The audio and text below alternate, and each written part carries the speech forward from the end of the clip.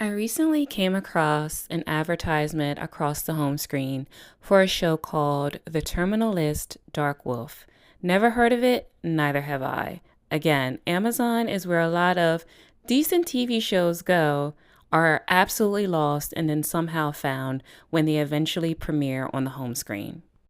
I love stories with that military CIA crossover element, and I really wanted to check this out, so I decided to totally skip the preview and just jump right into episode 1 and see how it goes. I would say the overall tone is closer to the Jack Ryan series instead of The Night Agent. Jack Ryan being a series of books that were translated over to action movies with several actors playing the main lead. The Night Agent being a Netflix original, which has a intense but softer tone to it, whereas Jack Ryan is pretty much action packed, knuckles just crunching the whole time. I am going to recommend watching this series, but I will say that the premiere episode had a mixed tone to it, but I will explain why. It's about 60 minutes long, and the first part of it, which is the intro, I will say, they try to link it back to the original Terminal List, which I did not watch. I'm honestly not sure if you need to watch the Terminal List to actually get a better feel for how this follow up prequel series handles the overall action and storyline. And they definitely want you to know that this is interrelated to the original Terminal List because Chris Pratt, who was the star of that, makes several appearances throughout this premiere episode. So they want you to know for sure this is related to that story somehow.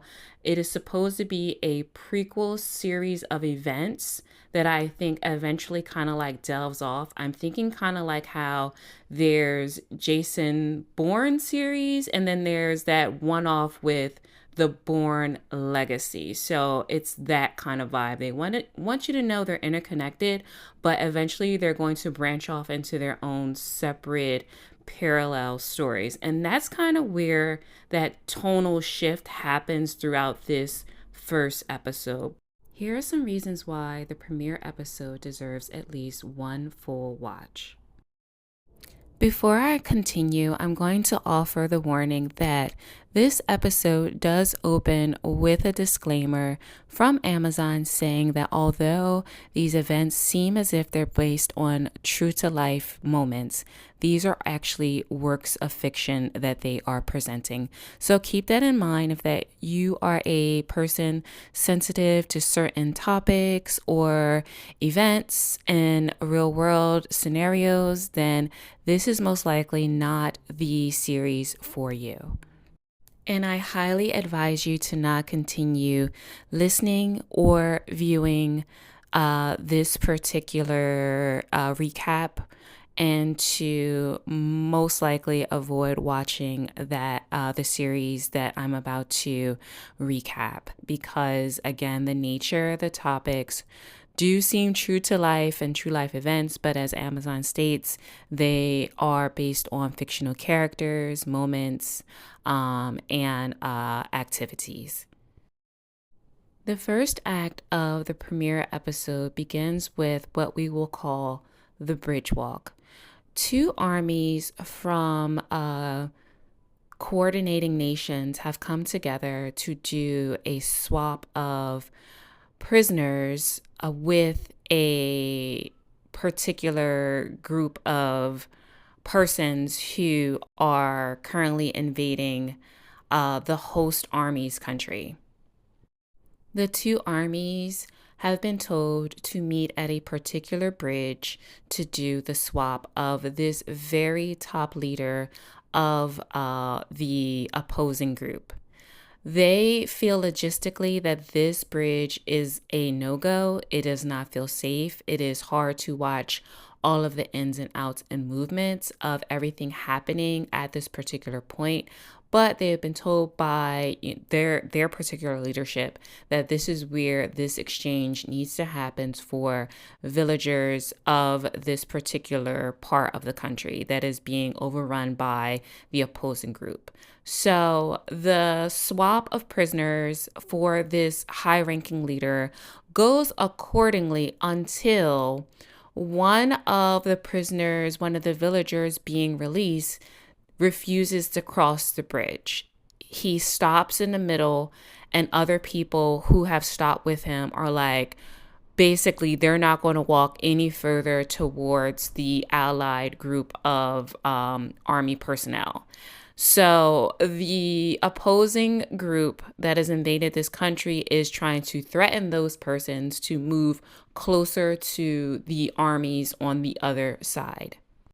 Keep in mind that the leader of this opposing group has already boarded transportation and fled the scene as quickly as possible. And even though the two allied armies have eyes in the sky, they have people stationed, out in the terrain that are kind of like scoping the whole thing out, everybody starts to get this very uneasy feeling because why do these villagers who have been set free, even under duress of being like aimed at by this invading group of people, not want to cross this bridge towards these two allied armies and closer to freedom?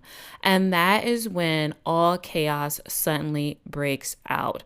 You hear this loud rattle. There is a giant movement of the bridge, which a blast erupts, and the whole bridge kind of begins to collapse because one of the villagers, the one who said that they didn't want to go any further, was having something that they had to hold under their clothing. All the wounded who are still able to show life are evacuated from the area, and then we cut back to the base. As we lead into the second act, we're going to call this the base.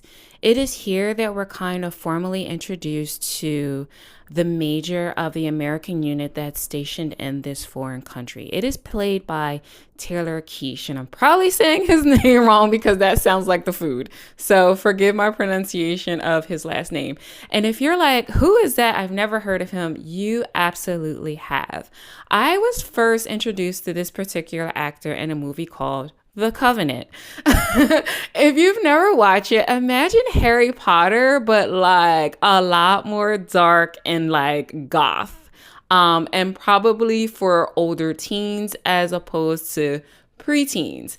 I love the movie. It was, I would say, kind of like has become a cult classic over the years, but that's, where you've probably seen Taylor Quiche. And you've probably also seen him in something called John Carter.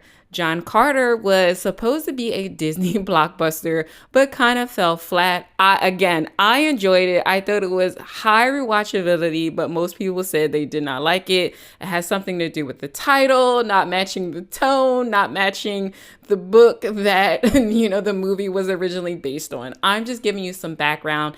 And he was also in a movie called Battleship, which I did not watch. It had Rihanna in it.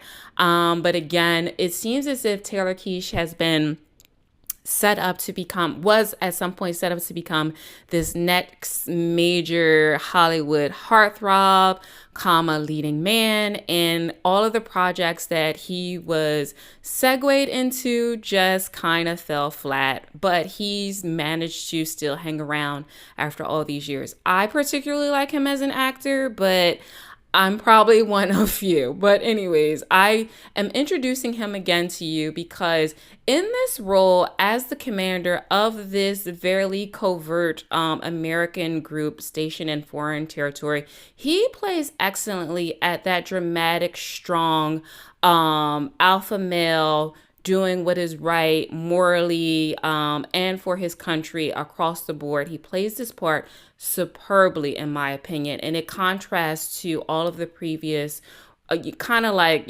softer roles alpha, but kind of still soft alpha. In this, he's very much strong, moral, high ground, always wants to do what's right for his men, for his country, and for the people that he has sworn to protect. And he plays this role throughout this whole premiere episode very strongly, very well.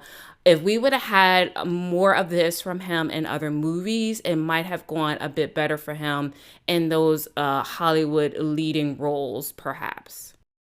It is also at this point at the base camp, the training grounds where these two allied armies are all stationed, that we are also introduced to Chris Pratt's character. Keeping in mind that he was the lead character from the original Terminal List. As noted before, this is not something that I watched, so I can't give any notes on it, how it was tonally or overall. All I do know is that when I think of Chris Pratt, it's usually in a comedic frame. So when I don't know of his dramatic acting ability. So when I see him introduced into this very serious situation, I immediately am taken out of the tone and the context and the seriousness of what is happening all around us in this very like alert situation for this American elite group of soldiers stationed in a foreign country and trying to help out the local army there against an invading group of people. And as soon as Chris Pratt steps onto the scene, you know, he's a very quippy kind of guy. I believe that's just his natural charisma. So he brings a very like jokey tone to him, which immediately personally takes me out of the scene. But I think the whole point was that I'm guessing the Terminal List, the original one with him, was good enough, which greenlighted this kind of like parallel spinoff. And they want to make sure that the audience who like the original Terminal List is linked back into and connected to somehow that original story, so that they'll stick around for this parallel story again. I kind of liken it to if you watch The Bourne Legacy, how they kept making these references to Jason Bourne, even though the main character was Aaron Cross. And the title is The Bourne Legacy, even though the lead character is a totally different like agent. That's kind of like how this is playing out. They keep inserting Chris Pratt's character from the original Terminal List into the Alpha Wolf, the Dark Wolf spinoff, I guess, to keep that audience invested in this new part of this parallel part of the storyline.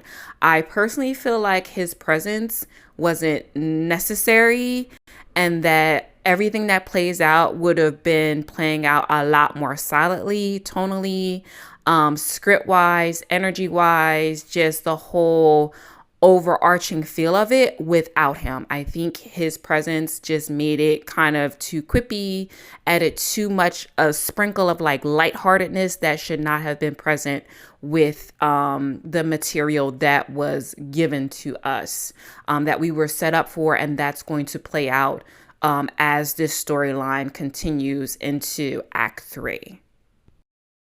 As I'm sure you've heard before, because of copyright things, it's hard to show clips of movies and TV shows, and it will definitely get dinged if I show too much.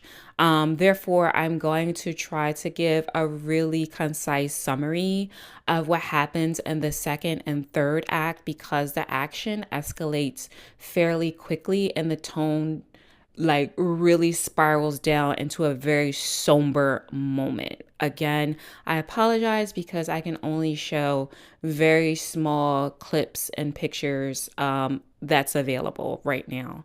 But I do, again, want to set the seriousness of what's about to happen. So if you are a person who, again, doesn't react well to modern day events and tones and topics, then again, please stop listening.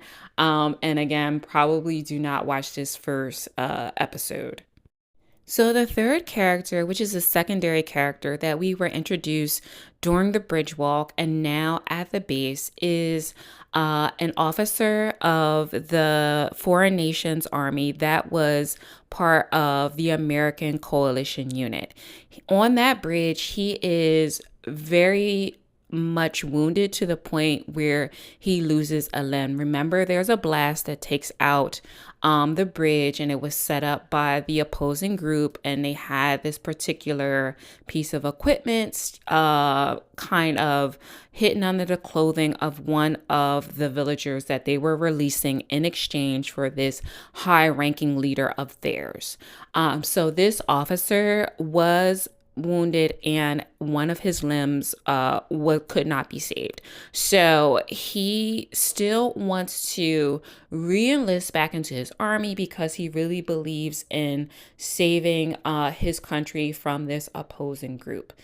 Keep that in mind, that he also has a family and that he wants to make sure that his family acquires the documentation that they need to get out of this country, his wife, his small daughter, and his young son. So he's both thinking of his country and his small family as he is choosing to re-enlist, even with lack of a limb, a major limb, back into this army to continue to combat this group.